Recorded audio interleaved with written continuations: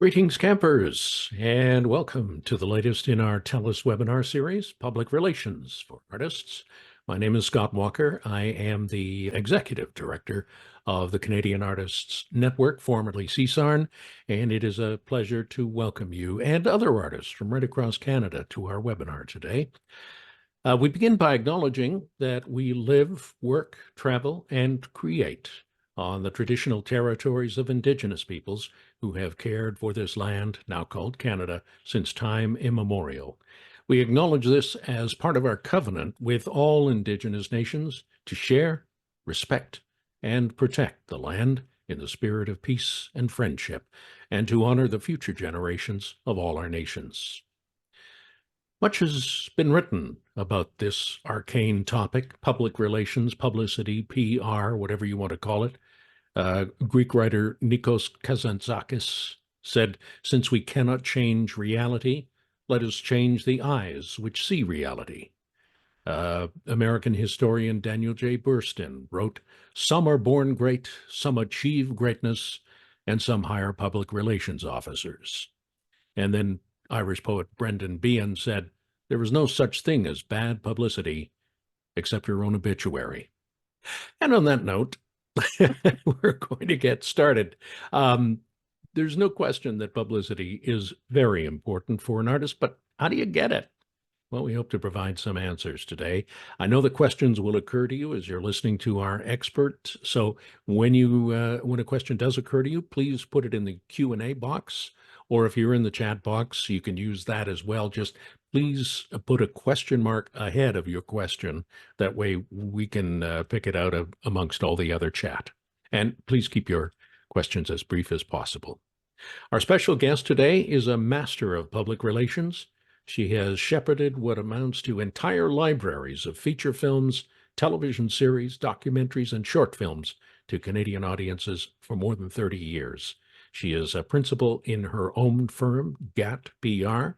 GAT stands for Girl About Town, which is a column she used to write for the Toronto Sun. Please welcome Ingrid Hamilton. Hi, terrific. Wow, I wish I could sound as good as you, Scott. I've been doing this for like 50 years, Ingrid. You know, it comes with experience and a good microphone.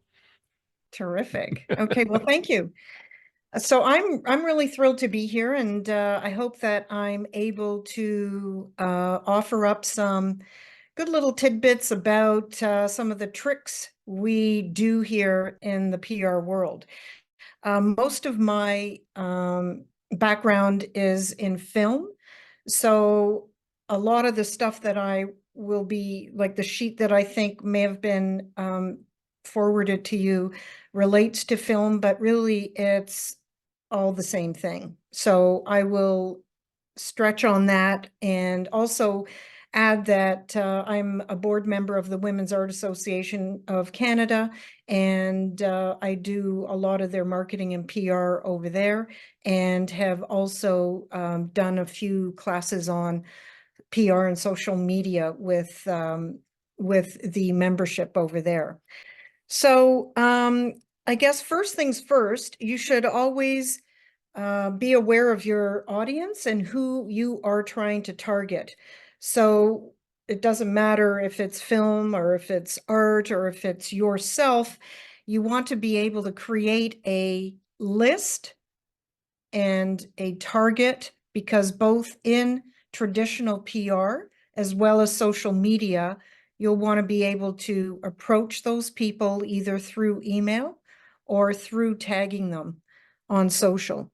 So you want to basically figure out all the types of outlets out there that would be interested, in your case, in yourself as an artist and your work.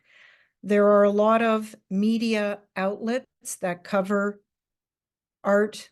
CBC has their own Arts Online, which is a terrific place to go and present yourself. There's a lot of listings, obviously, all the online art outlets, as well as some of the TV outlets, will incorporate things to do this weekend, things to watch, things to follow. So this is the list that you want to start to build on your own. And I use an Excel sheet for everything that I do. That way you can mix and match and switch up or add or delete. If you, hopefully you'll know how to use Excel. I really do recommend that as the best sort of application to use for all your contacts. So the next thing is basically how to build on this. So online, you can basically get everything online. So if you wanted to look up any kind of arts outlet or arts listings, I do have some kind of a main list that I use. And if you're interested, I'm happy to get you started on that and send that to you. And those are strictly just for listings. So that means if you've got a show coming up at a gallery or at a venue, or you're participating in a group show, it's always really good to inform these listings outlets about your show. And you need to just incorporate the 5 W's, which is who, what, when, where, and why. So those are all questions you need to answer when you're putting your little listing sheet together. So the who, explain who, that's you. The what is it that you're promoting? What is this show that you've got lined up? When is the show? What are the dates? What are the times? Who, what, when, where, where, the address for where the gallery or where the show will take place. And why can sometimes be answered if it's a group show, if there's a theme, if there's a reason why you're involved in that show. So listings are important. And then if you've got more of a, well, if you can do more than a listing, then you can easily prepare a press release. And crafting one of those, again, you have to follow the 5 W's. And a template that I basically use is you have a great little opening line as your first paragraph. Then you can kind of give a background on yourself, as well as the techniques of this show and what you used to incorporate this show and just some of the highlights of that. And if you incorporate this with a few pictures, as well as a website, if you have a website, and that is basically your press release. So I'm just, every time I look over, don't mind me, I'm just looking to make sure that I've got everything covered. And also, a lot of people do forget, but you need to include contact details. So that is for not only the editor that might be looking to ask for some more questions, but for anybody that wants to go online or call and get more detailed information about yourself or the show. So you always want to have a contact at the bottom of your press release. Now, once you send out the press release, it's always better to send these out one at a time. So let's say as you're building your list, you've got your, let's say 5 or 6 people that oversee listings. And then when you create your media list, like CBC or Now Magazine, or any kind of, who else? Now, CBC, the Toronto Star, Globe and Mail. A lot of these media have a section for listings as well as what to do during the week or the weekend. So you want to make sure that you know who the person is overseeing that. So you have their name, their title, their email. And then when you've got your release ready, you send these one at a time to these people. Then you need to follow up. Quite often, you kind of send something out there and then you don't hear anything, but it's always good to follow up to make sure that they, in fact, received your release and are going to be able to run the listing or do a mention. A lot of the media will also do interviews. So depending on if you're an experienced artist or you're just starting out as an artist, everybody wants to meet an artist. So any kind of outlet that you can keep adding to your list is just going to make your target audience bigger and wider. I don't know if there's any questions on that, but you can. We do have a few questions already, Okay. Ingrid. One of them, in art organization websites often no longer state artistic director, so it's hard to figure out to personally engage them on what I am doing, this person said. Any advice on how to make that direct contact? Right. So quite often, basically what I do is I just go online, and if you know the person's name, type in the person's name, and then quite often their email will come up. Or you can just call the outlet and speak to whoever answers the phone and ask if they're game to give you the contact. How important is it to have a website for a play or theatrical production? I think it's very important because I think that as soon as somebody hears about you, the first thing they're going to do is type in the name of what it is you're promoting, because everybody wants to see what more there is out there. So a website, a lot of people think that there's a lot that has to go into this, and they kind of save it up and do it later. But these days, especially with AI and with templates that are out there, it's really very simple to do a basic website. And I really highly recommend that you do a website for anything and everything you're involved in. And just to add to that, somebody was saying to me today, it's crucial these days to have some sort of video on your website. If you're doing correct me if I'm wrong, Yeah. uh, it helps. And even if you're doing a small production and you can't do a big splashy bit of video, even like an interview with one of the performers Yeah. would help.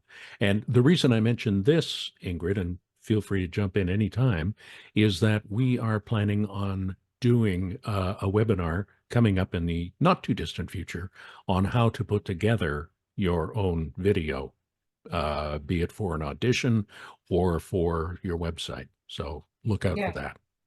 That is fantastic. So, and absolutely 1000%. Today, especially in this social market that we are living in, everything is visual, everything is moving. Like even single pictures, and I was going to get into this a bit later. I was going to show some examples, but it's so important as a film publicist for me to always have a clip and a trailer for any film that I am promoting.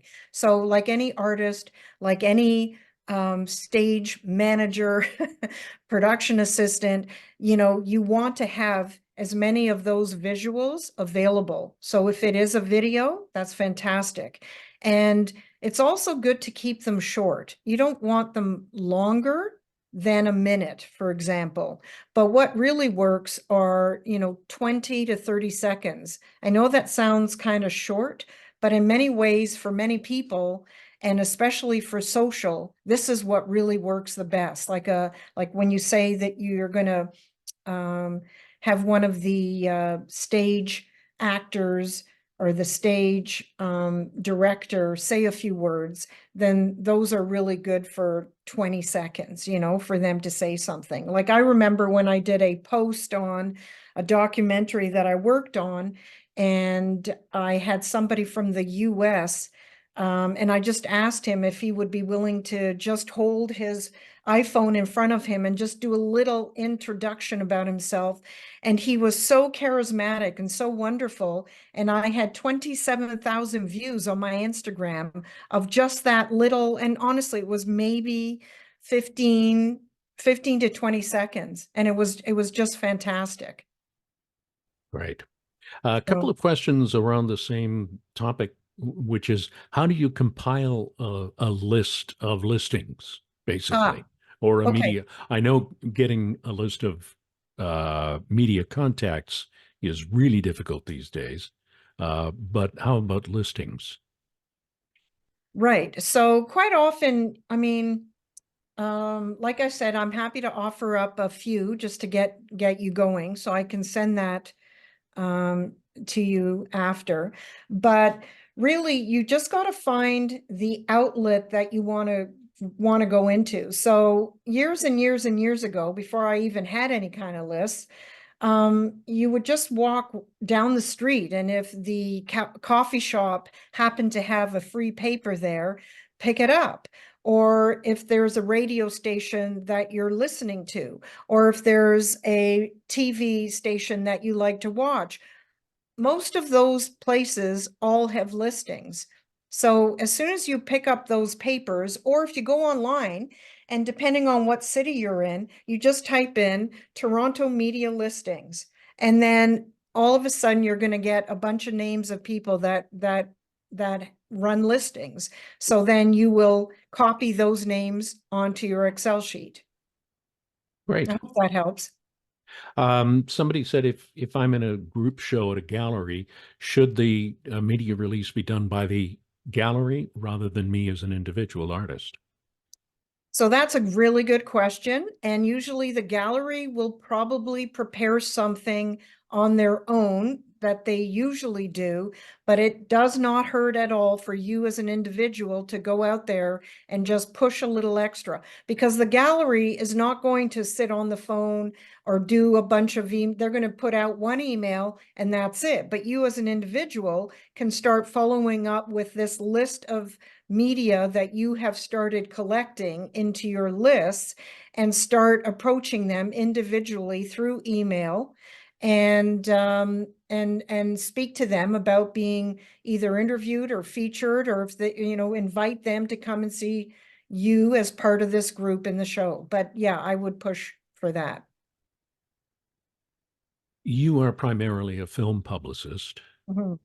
Could you represent or do publicity for a visual artist or a writer?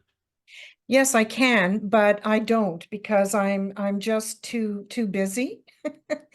But there are so what you need to do at that point is maybe go to the gallery or speak to some of these art outlets, because they will probably be aware of publicists that are directly devoted to doing media in the arts, because they're being hit up with that themselves. So that's where you should go to find out some um people for that job. Yeah. And there's one further question. It's not really a question. It seems to be more of a statement about the fact that orchestras and theaters don't allow us to access their video recordings of the show, even if we're performing in it ourselves. And I can say that doing that would violate all kinds of union rules and also copyright rules if it's a published work that is being presented. So it just you have to pay a lot in order to get the rights to do that, and that's why that doesn't happen. Hmm. And so why is that being brought up, do you think? Like, I is I it don't some, know. oh, is I that guess something? I guess Oh, it's somebody who would like to be able to maybe take a snippet of that video and use it on their own. Just a well, guess. so here's a thing that might be of interest, because quite often we also are asked to be able to, this is why we do these little trailers and clips that are short. But I believe that if somebody wanted to use a clip for a film, let's say, or for a bigger feature piece, I think it's about 30 seconds is the number, that there is no fee, that if you do 30 seconds or less, or maybe it's 20 seconds or less, there is no fee for that. So maybe going in and asking to have that short a time, maybe there is something available for that. Good point. And somebody just posted 29 seconds, I think There is we the go. maximum. That kind of rings a bell from my theater days. That Right. yeah, if you put a 30-second clip, it also works for music now that I think about it. Yeah. And Anything under 30 30 seconds seconds, is you're a good. long time. Like It it's is a not long time. Yeah. um I think we've covered okay. all the questions up to now, Ingrid. Okay, So I'll back keep over to going. you. Yeah. So we talked about gathering our lists and our media and how to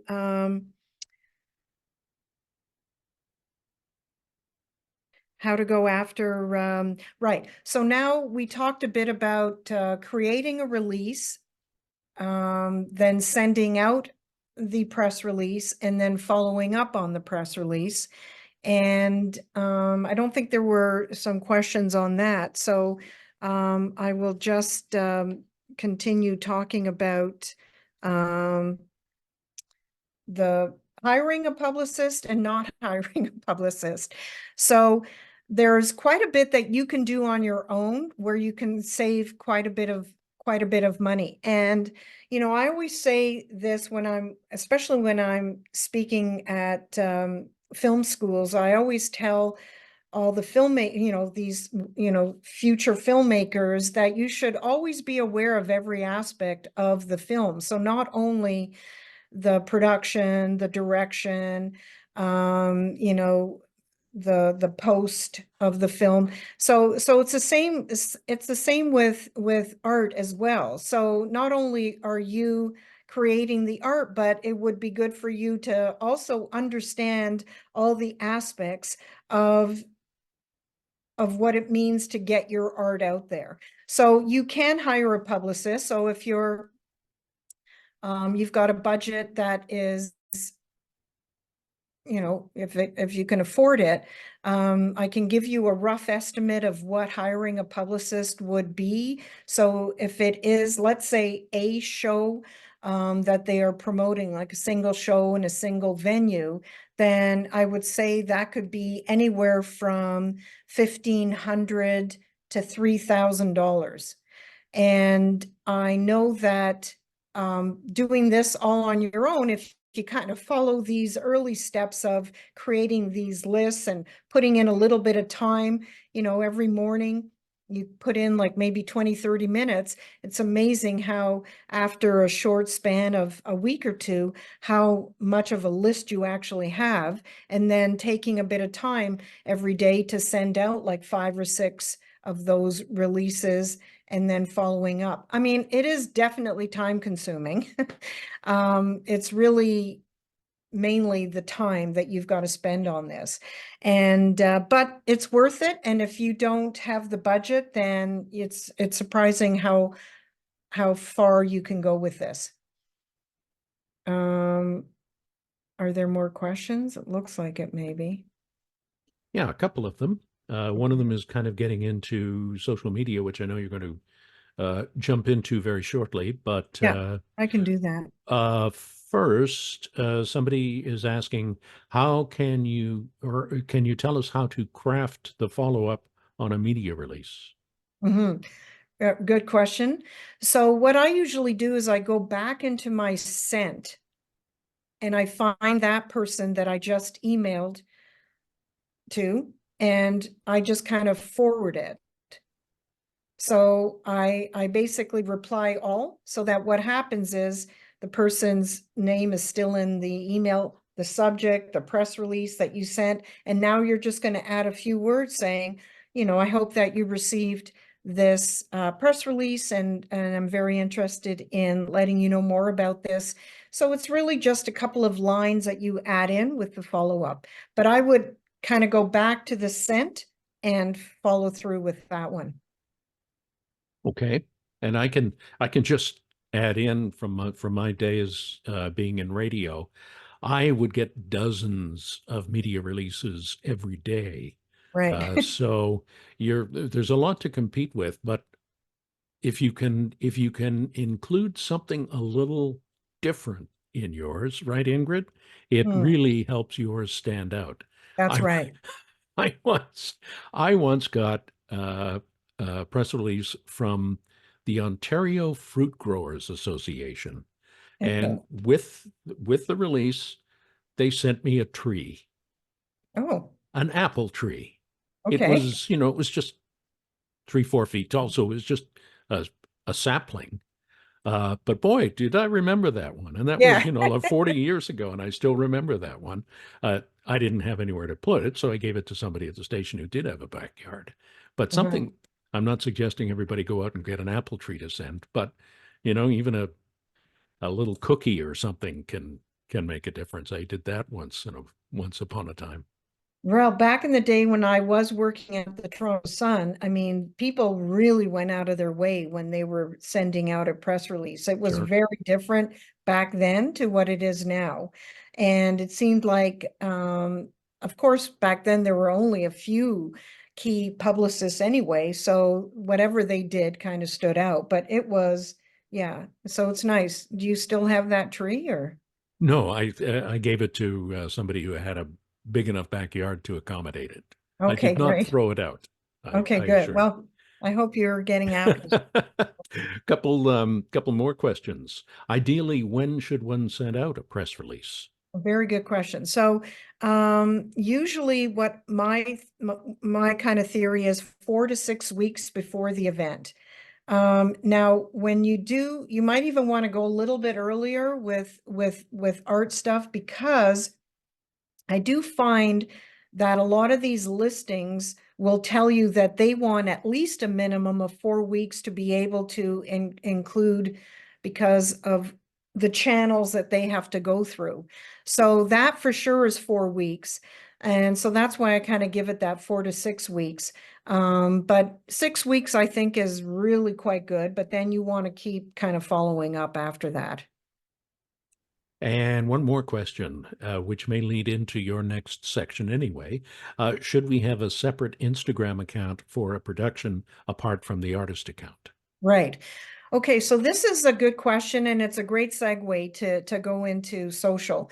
Now, quite often I have regular film clients that have production companies, and so every time they have a new film, they're creating a new Instagram account. So I don't recommend that. So I always keep telling them whenever you have a new film, you can always change the because you can go in and change the name of your Instagram, not kind of the main one, but sort of the tag name you can change. So you can always change that to the current film. Now, for an artist, if you're working on, just have one, but every time you have a different show or it's a different gallery you can always change that in your, in the name reference. So I wouldn't keep adding more Instagrams. And let me just jump in with one more follow-up question to my apple tree. Is there an electronic way of doing apple tree? Seeing as how people don't send hard copies anymore, I think you alluded to that. Yeah. Um, what's the modern version of sending an apple tree? Aside from a really catchy opening line, which I think would help. Yeah. So the catchy opening line, but I can assure you that 85 to 90% of the media will not read your release. So that's why the shorter it can be, the better. And as long as you've got all the key things like those 5 W's answered at the top, they right away will know if this is something that they want to read on further. And if they get past that point, which hopefully they will, that's why you want that great opening line. And if it means going and get a saying like you did today, Scott, starting off your talk with those quotes. If that's what it takes, then do that. But whatever you do, you've got to keep it short, because they are not going to be reading lines and lines and lines, like, at all. No one does that. Like, even now, I find, I don't know if this is the age thing, but I find more people, and they're also telling me this, that when they send an email, they'll read the first line and they answer it, and they don't even they don't even read the rest of it. And then they're asking about what the rest of it is telling. So so I think the attention span is really changing. So I think the shorter the better, and the more clever the better. And that's how you get them. Now, if you have a you're an artist, so if you have a drawing that can come alive, or do something really thrilling, then sure, do that. All right. I think we've covered all the Okay. questions till now, so I'll turn things back over to you, Ingrid. Okay. So now let's get social. Um, so it sounds like many of you actually have social accounts, but I'm just going to kind of start from scratch. And I'm going to read off this thing so that um, so Instagram, okay, so there's a number of applications out there. So obviously, as an artist, you want to stick a little closer to the best apps for visuals, which basically is Instagram, and Facebook is always good, and TikTok is brilliant. So I really recommend, if you don't have a TikTok page, go and get one. Also, there's a few, and I'm going to mirror my phone. I just want to go through a few things, and then I want to do a little show and tell. So when you create your account and you set up your profile, you want to start choosing your contact and your content, and you want to be able to do this on a regular basis. So people ask, well, how often should I post something onto my social? I mean, you should try to do every day if you can, at least once a day, and that's for all of them. I mean, a lot of people talk about, oh, well, on on what is it called, X now, you can do like up to 3 to 5 times a day. But you don't care about X, because that's not a visual platform. So let's just stick to Instagram and Facebook and TikTok. So if you can do once a day, then that's brilliant. I do recommend that if you do have more than one application, social app, that you use something like Buffer. Okay, so Buffer is one that I use, BUFFER.com. So what Buffer is basically, it allows you to organize your content on all three of those platforms. So you can get it all on there. You can say the same thing. You can say something different. You can just copy to the next platform, and then you tell it when you want it to go out, and it goes out. So that means you don't have to do 3 individually. You've now got a Buffer that will do all 3 for you. So that's fantastic. So that will save you a lot of time, and that's why it's easier to do those once a day. So over to so another thing about, okay, so I'm gonna mirror my phone now. Because another application that I'm really very high on is Canva.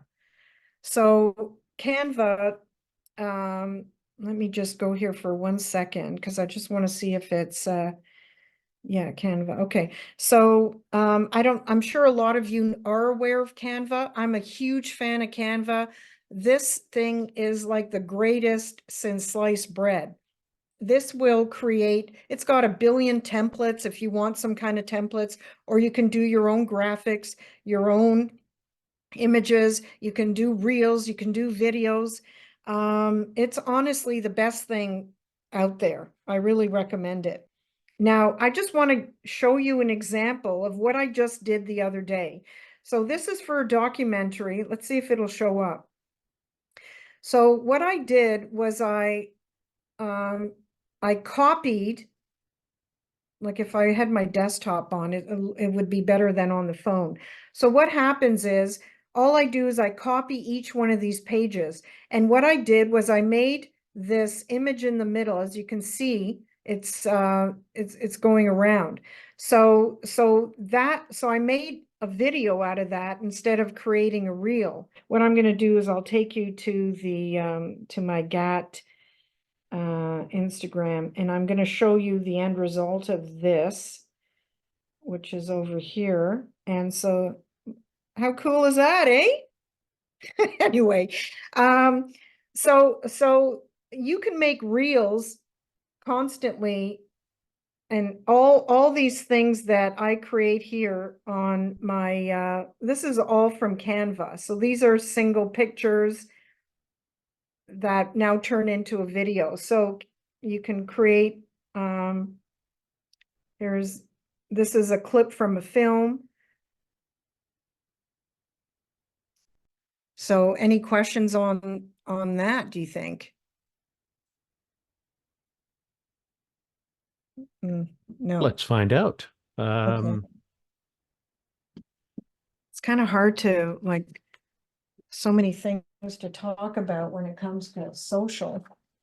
Yes. Here are couple of questions here. Can you send, this isn't social, but can you send an MP3 of a song in a news release? Yes.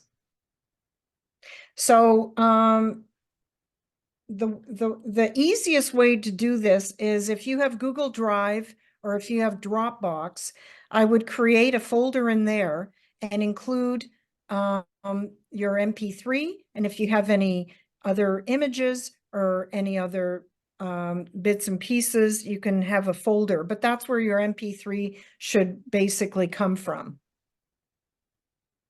Okay. Question about TikTok being untrustworthy, and I know we're hearing a lot of that in the news. Mhm. Right. So, I mean, I really keep myself, like even now, that's why I'm wearing a hat. Like I don't even like being recorded on here. But Scott, you know that, right? I was making a fuss about that. But honestly, if you're online, it doesn't matter. Like you're it's all bad. So, I think the best thing you can do is just go with the flow and keep the least amount of personal information on on it. Like I've gotten to the point now where anything new that I need to join or that I need to sign up for, they are asking for so much information that I just don't sign up anymore. So I just figure I've got this much going. I've got, I can't do any more. But the bottom line is if you're already online, you're basically so anybody can get in anywhere, it doesn't matter. I know that they're giving TikTok and um, all the personal information that they're gathering. It doesn't matter. All of them are gathering it. Like Google, everybody is gathering the same amount of information. So I think if you're already on there and but getting on to TikTok for the first time is not any different than you being on Google or on an Instagram or any of those platforms. They're all the same and they're all taking your info. Now let's get on to a more positive note. Hang on a second. I've got a couple more questions for you. Okay. Um, I have a personal and business Facebook account. The business one is automatically public. Is that a good idea? Yes. So I have the same thing. So I have my own Ingrid Hamilton Facebook because that was where I first started it. And so I just I go on there once in a while, and then I have my Gap PR as well. So I think it's, if you're in the business that you want more people to know about you, then yes, it's important to have that out there. All right. And are you going to talk more about Canva? Because we have a question. What is Canva? Right. Okay, so Canva is um, I don't know if people were familiar with Photoshop, but Photoshop many years ago was an application that really allowed you to do a lot of things. And so Canva is like that and way more. So, excuse me, what it does, I'm just going to bring it up here for a second because I'm such a fan of it that I do like talking about it a lot. This is sort of my kind of like all the things that I've worked on here. So what is so beautiful about Canva is that you can create different projects. Like for instance, if you want to say, I would like to do an Instagram square. So you type that in and it's going to come up with an Instagram square. Here's your blank. Let's just say this is one of your artworks. So you can literally take the edges and make it fill up the whole page and come out here and come out here. Or you could just do part of it and then you can start typing text. So over here to the left, if you want a header, and all of this can change. You can make it as big or as small as you want. You know, Then Ingrid, I'm beginning to think that this could be a completely separate webinar because there's so many applications for Canva. But I think that's you've given right. us a taste of what it can do. There you So go. why Yeah. don't we move on? Okay. Thanks. Sorry Um, to throw that curve at you, but no. I thought it was That's important. good because I was starting to get involved there. I was starting to get lost in Canva. So anyway, yeah. So I think it's really important to understand what it is that you want. Oh, so another thing that I did also want to mention is with the onslaught of AI,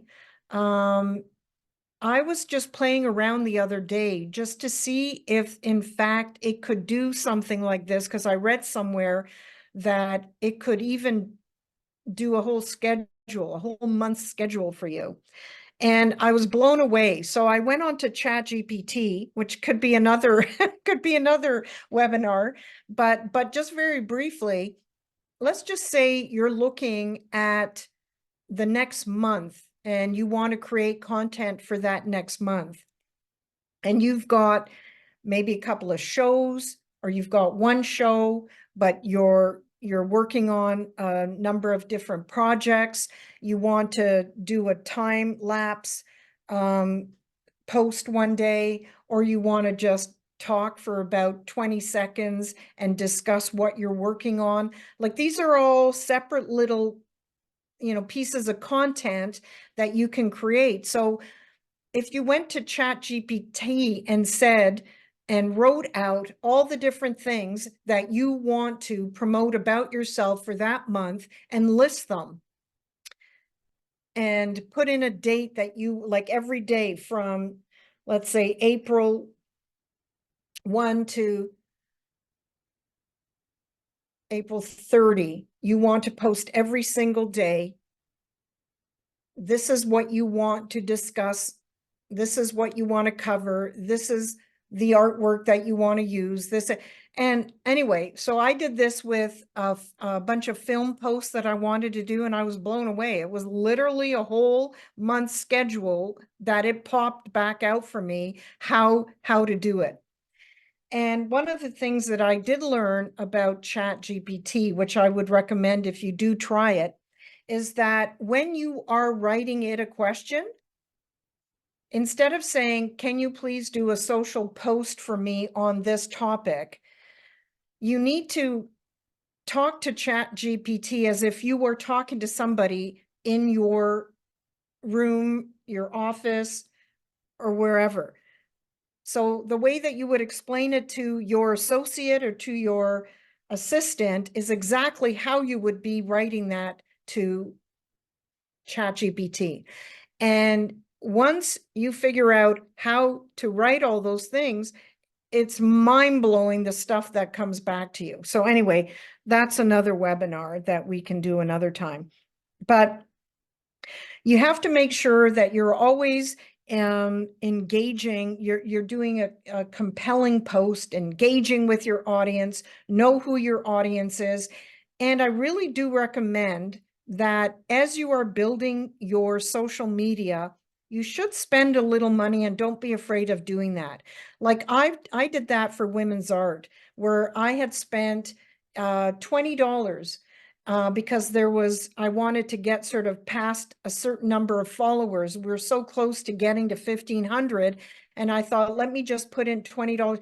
And it's amazing how much more interest you get, as long as you know who to go after when you're posting. Like if you have a video or a clip that you want to, or you have a new artwork that you want to show, I would put in like $10 or $15, and you'd be surprised how many new followers you will get from that. And you can really grow it. And if you set aside, let's say $50 or $100 that you want to spend over a 6-month period or even longer, it's amazing how many new people you can get in from that. Tagging people is really important, and don't be afraid to tag. So much like the way that you do a press release, when you are creating your post, do not be afraid to tag any kind of art association or gallery or magazine, or because online you're now hitting up a whole other world, as opposed to the media that are out there. I mean, newspapers, I'm even surprised there are any newspapers left. Like they are getting smaller and smaller. We already predicted that in the next 5 years there will be no newspapers left. So that may still happen. And it might even be sooner. So, but online, there is so much more out there that you can tap into and get them to be aware of what you are doing. And don't be shy, and don't be afraid on tagging them. And a lot of people have it set up in their settings that if they don't want to be tagged, you can't tag them.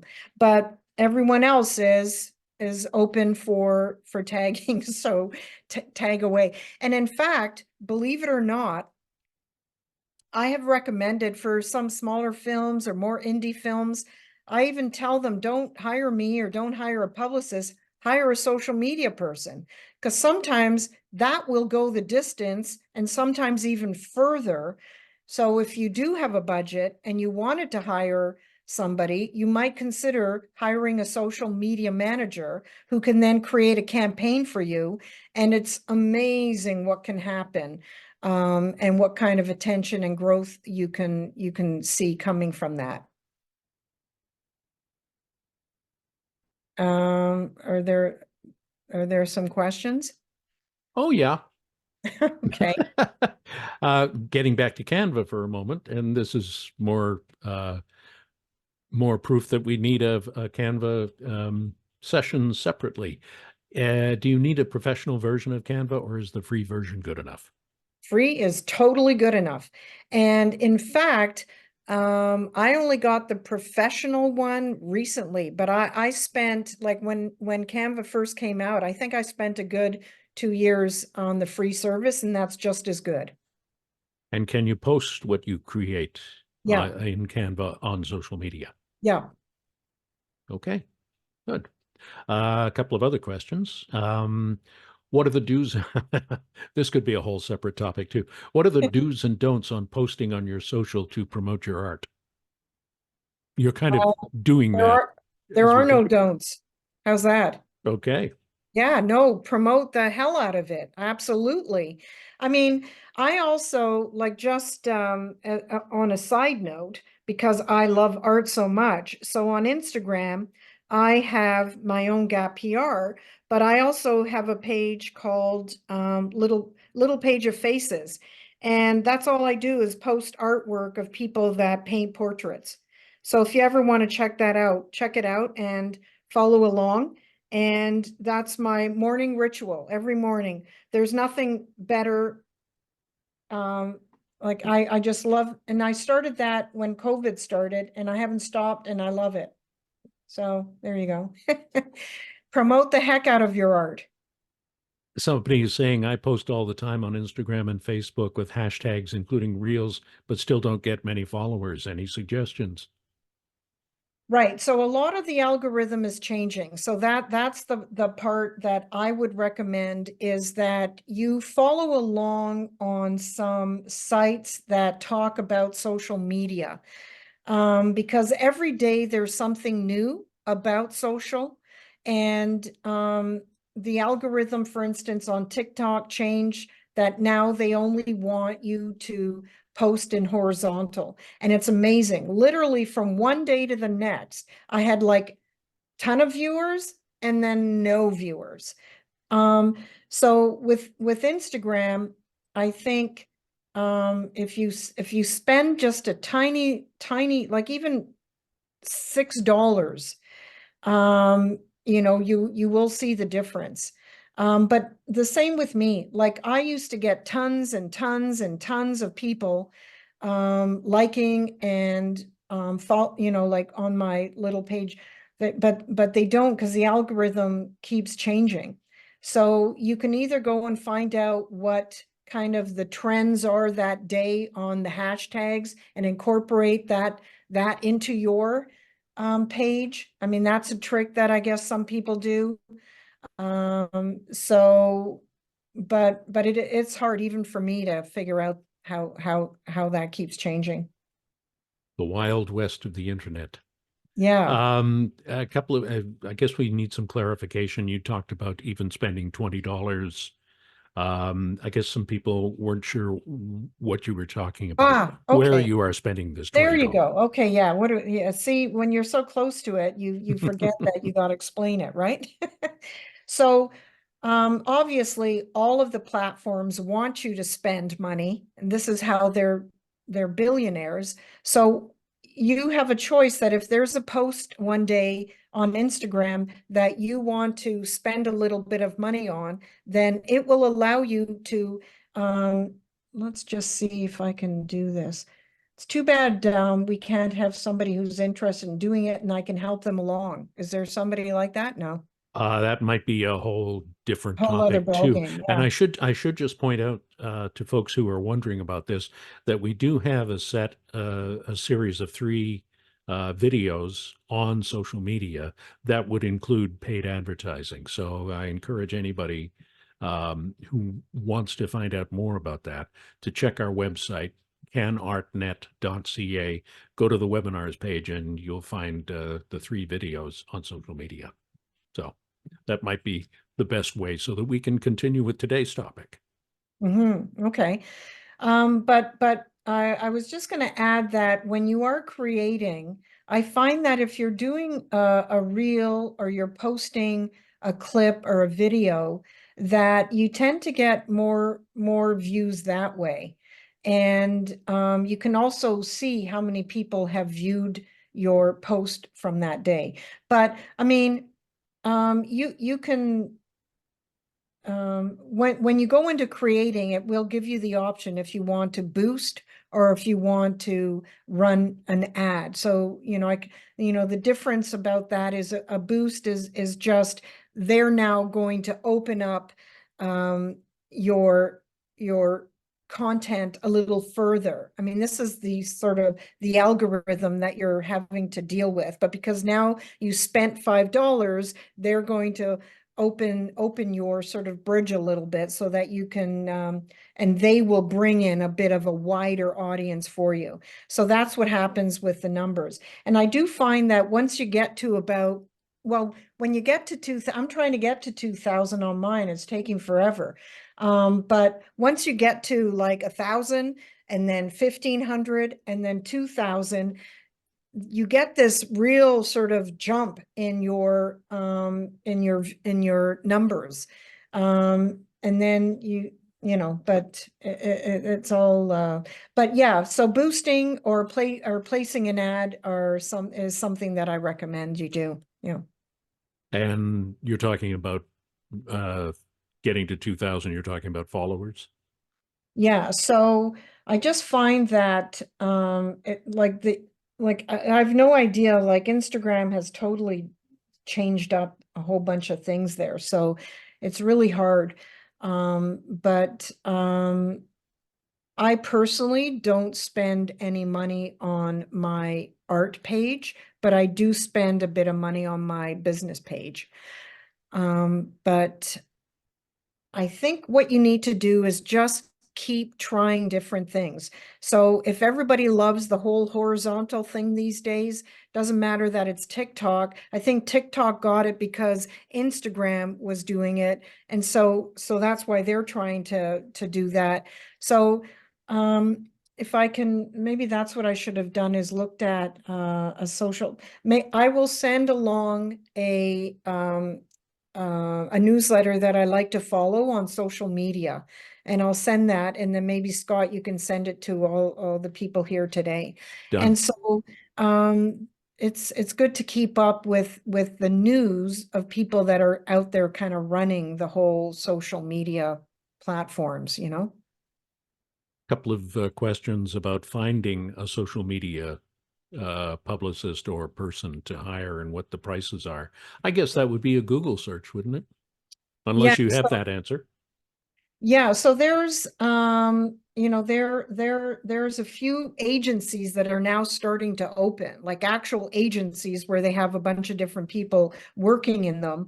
But again, I would recommend what I said earlier, is that you might want to go to an art gallery or an art association or an art museum, and through them is where you would probably find, because those are where those people congregate. So I'm sure that there is a bunch of social media managers or campaigners that are doing work for the museums or associations, and so they would be able to recommend.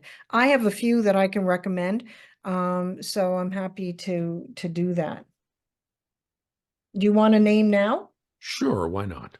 Okay, so Artifier is her name is Carla Rojas, Rojas. And if you find her on Instagram, I think she has a page called Artifier, Artifier. Let's see if we can. Oh yeah, there she is. Did you let me know if did you find it, Scott? Are you looking? I'm just writing it down and I'm just going to put Okay. it in the Carlo Rojas, you said? Yeah. So she's got a page on Instagram called Artifier Net. So spelled Artifiernet.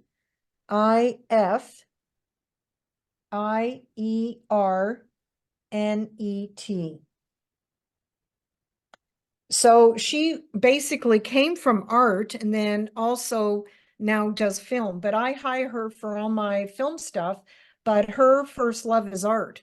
So she would be a great gal to be in touch with. Great.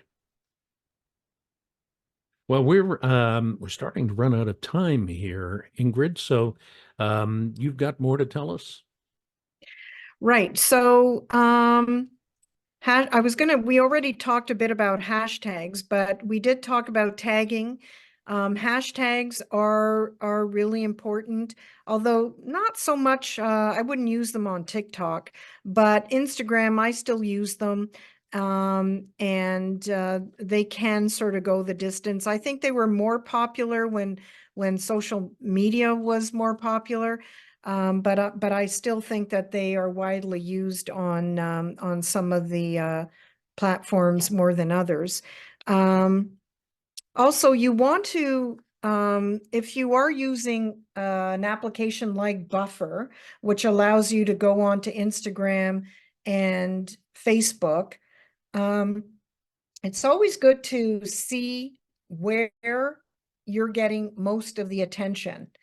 And really, in a perfect world, um, unless you're like a major influencer, and maybe you are, sorry, I don't mean to take that away from you, but it's, it's almost better to just stick with one. So if there's one that you find that you're really comfortable with and that you seem to be getting more attention with, then lean towards that, focus in on that, and put your energy in that. And I think it'll go the distance by doing that.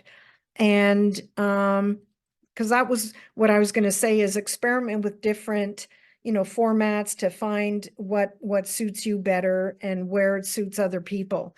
You always want to be, stay authentic and stay updated and stuff like that. And that's kind of it in a nutshell, I guess. I hope I haven't confused anyone. Oh, I'm sure you have.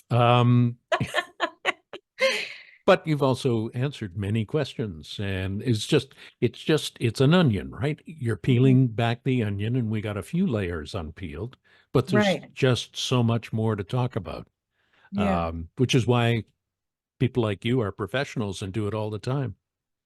Yeah, like sometimes I realize when I'm talking about it that I don't, I just do it. So I don't talk about it too often. I just go and do it. But I did, if anyone wants to get in touch, I'm always open to an email. And if there's any other questions or anything else that I can help with, I'm more than happy to do that. And remind us of your email address. Sure. It's Ingrid, Ingrid, at GAT, And it's now in the chat for anybody who wants to follow up. I will be, somebody has just asked, is the recording being sent to us? It will be posted. I won't send it because it's probably a million bytes and way too big to send, but it will be posted on our website. So, Ingrid Hamilton, thank you so much. This has been Okay, wonderful. good stuff. And Okay, well, good luck with everything, everyone. thank you so much. This has been a great session. Thank you to our series sponsor, of course, TELUS. And most of all, thank you to you for being here today. Without you, this whole thing would have been pointless. As I said, we'll be posting a video of this webinar on our website. In fact, all of our webinars, including the three that I mentioned about social media, art and neuroscience, preserving the mind, copyright, artistic legacy preparation, wellness in winter, identity theft and fraud protection, are all on our website at canartnet.ca.